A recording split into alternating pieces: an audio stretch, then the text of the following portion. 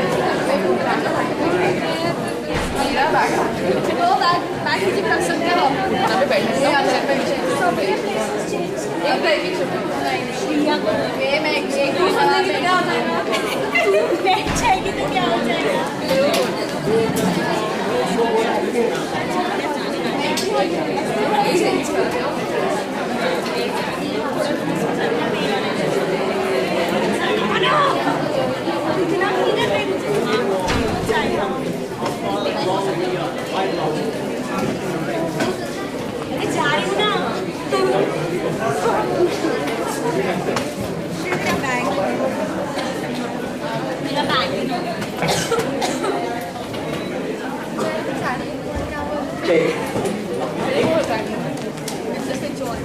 You guys ready? Start. So, I hope everybody's back here. Come up front, guys. Come on. I used to be backbencher, but please come front. Otherwise, I'll have to come and get you guys here. Please. Come. There are a lot of seats here. Come.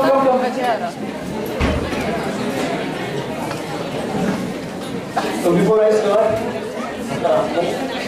I graduated from this digital engineering back in 1995. Probably most of you were not even born during that time. And, we'll talk about the blockchain, but I hope since morning you guys have been talking about blockchain. Please come. Don't worry, this is my college, so I know every nook and corner of this college. You can't hide. Come here. There are seats. Please come, because I'm going to make this interactive, right? I'm not going to teach you blockchain anymore. You guys know blockchain. Entire morning till this time, you guys have been talking about blockchain, right?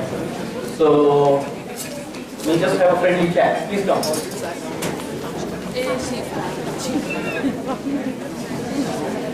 Okay. So most of my career in financial industry, mostly in wealth management space.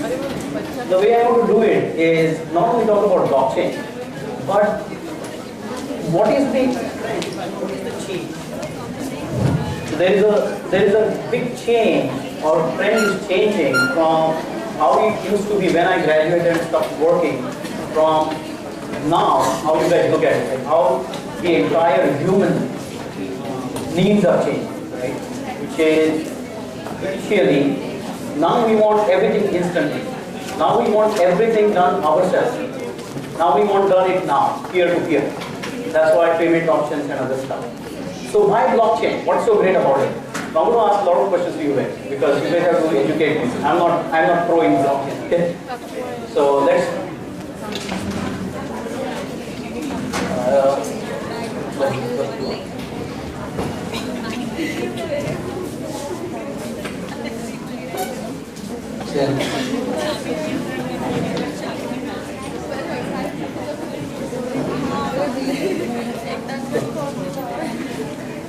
So, that's okay. I'll use that.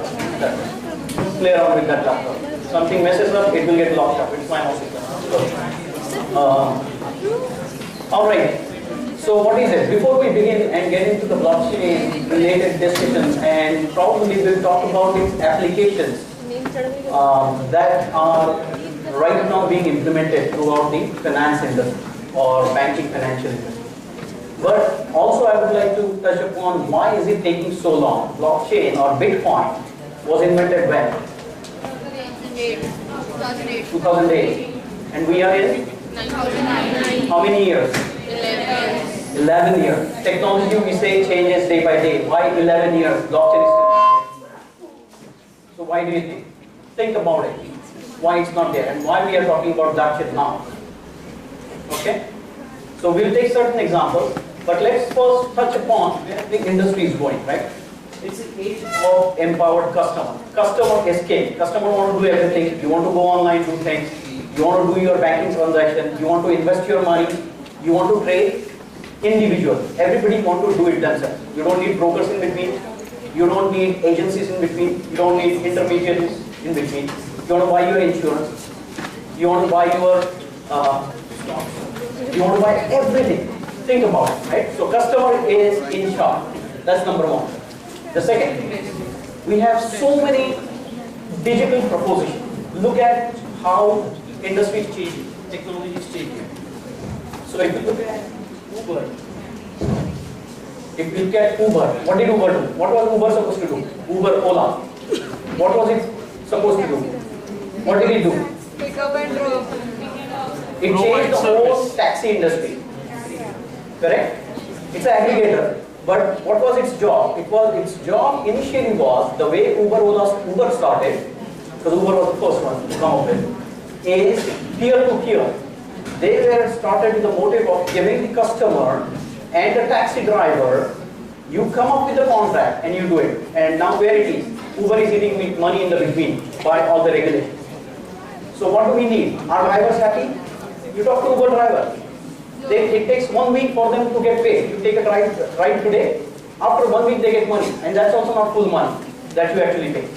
Partial money. So what is happening? Uber is getting rich. Driver and customers are getting penalized. You don't even know how you are getting penalized. Okay? So where are we going? Peer-to-peer. Key point. Third one is digital channels are now new battleground. For example, to change any business, you need technology. So technology is running the business. Business is not, earlier technology used to enable the business. So you had business processes, we would use technology, and then we will implement that technology saying that, okay, let's go through the process. You go to bank, opening a bank account. How many of you have bank accounts? Not every hand to go up. If not, then please open bank account. Alright? So, how do you open bank account today? Online. When you go submit that form online, is your account open? No. How many days it takes after that?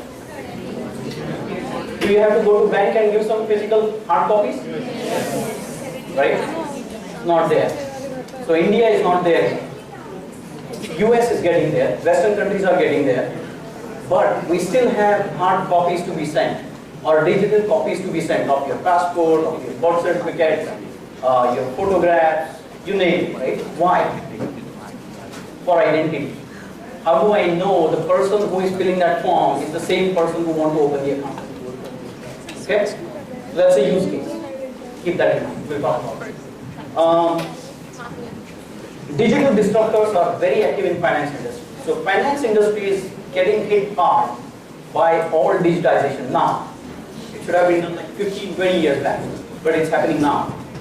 A lot of bureaucracy in financial industry, a lot of agencies to do everything. You have intermediaries.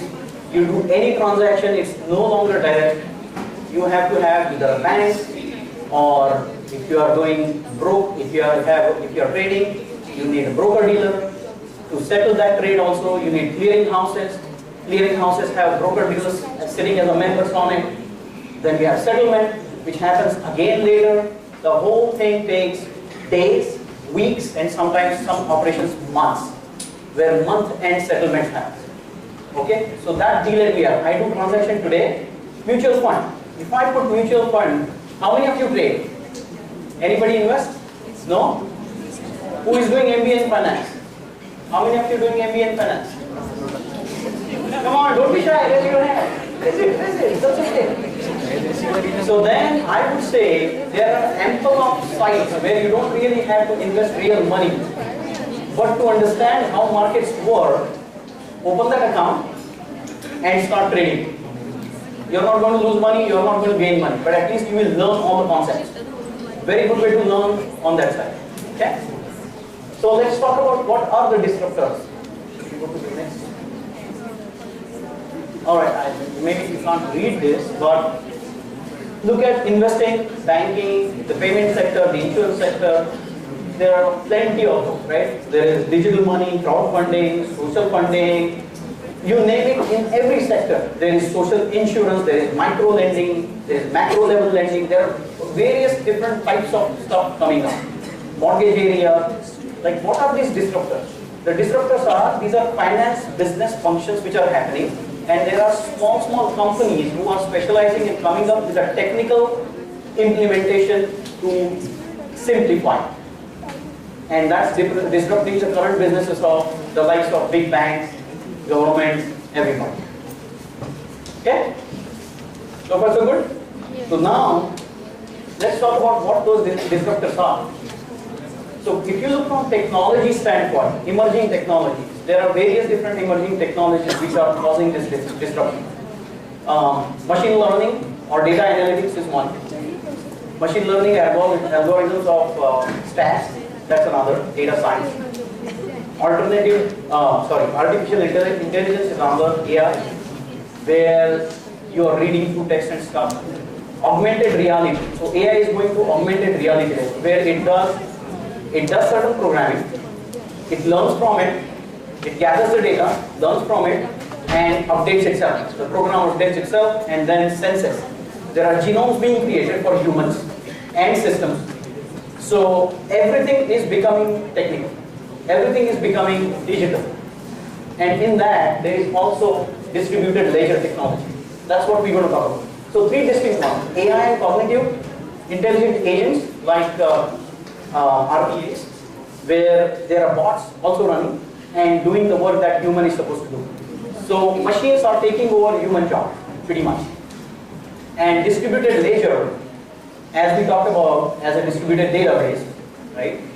And it is going to change, fundamentally change how all these businesses work.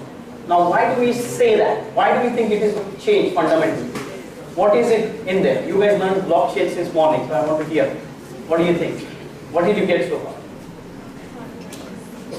What's so special about blockchain? If it's giving me end-to-end trace of certain things, I could create a database on cloud and put my data in there. Why blockchain? Right? No third intervention. Sorry? No third intervention. No third intervention. Very good. Peer-to-peer. Number one thing. Peer-to-peer. Right? True peer-to-peer network. What else? Sorry? It's immutable. It's immutable. What do you mean by that? You cannot tamper the data. You cannot change the transaction while it is been occurred. Correct. You cannot change the data. Once the transaction happens, it is permanent. Okay? What else? What else? So, when internet came in, it was supposed to solve our problems of communication, peer-to-peer communication, social media, all the stuff that we talk about.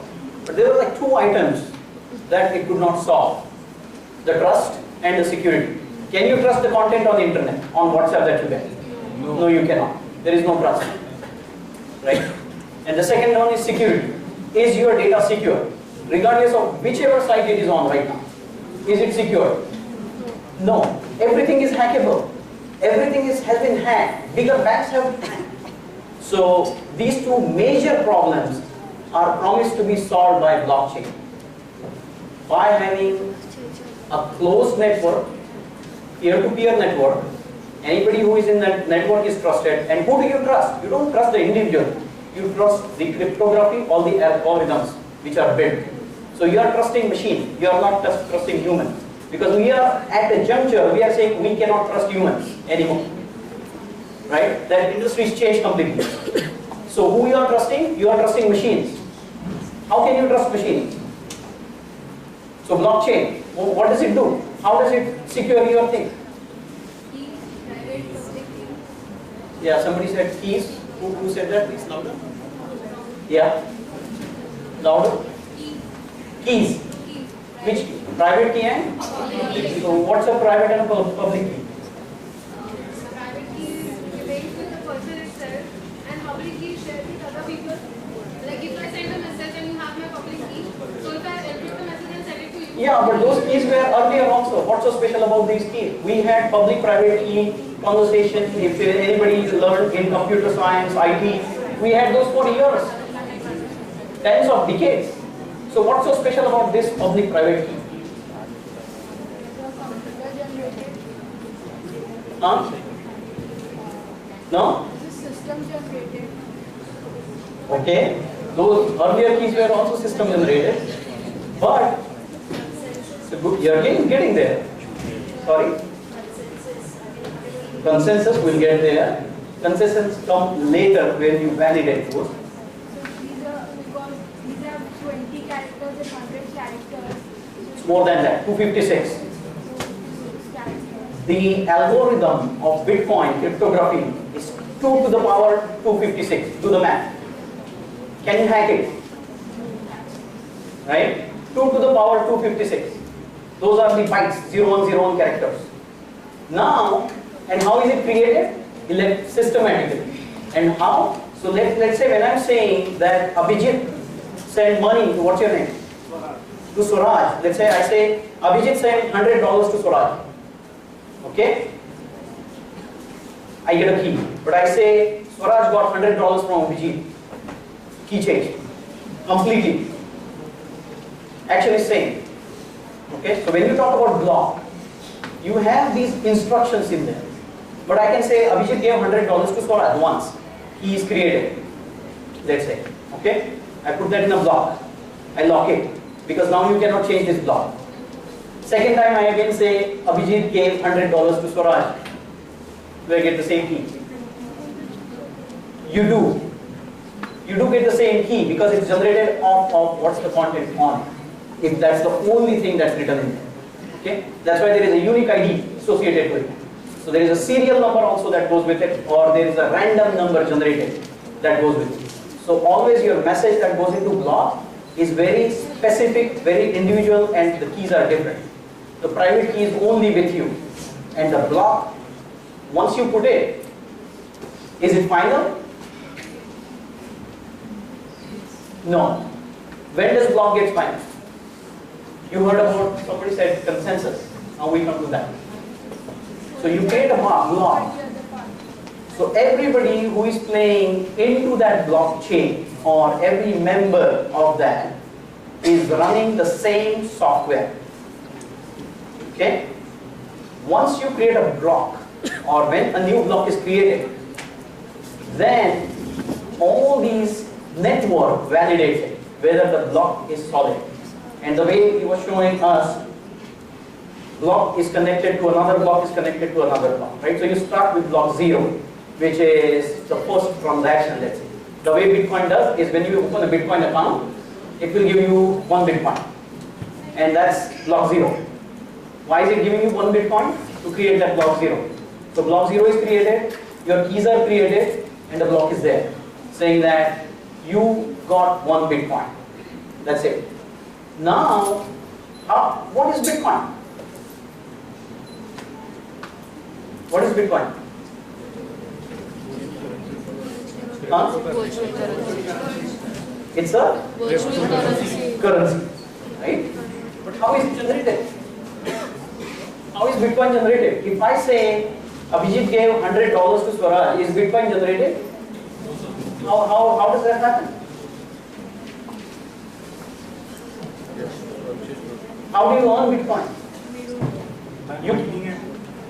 By mining it. How do you mine? What do you mean by mining? Good, that's the right answer. How do you mine? Get the transaction. basically miners are used to verifying the transactions in the computer-based system where the computers analyzes whether a transaction is authentic or not, and based on that the completion of the transactions are done. Right. The number of transactions will be verified. Correct. So there are miners. So in your network, peer-to-peer networks, there are miners who actually validate the transaction. Whether when the transaction is coming in, whether it's authenticated, correct, right or not, or somebody is trying to hack it. Okay?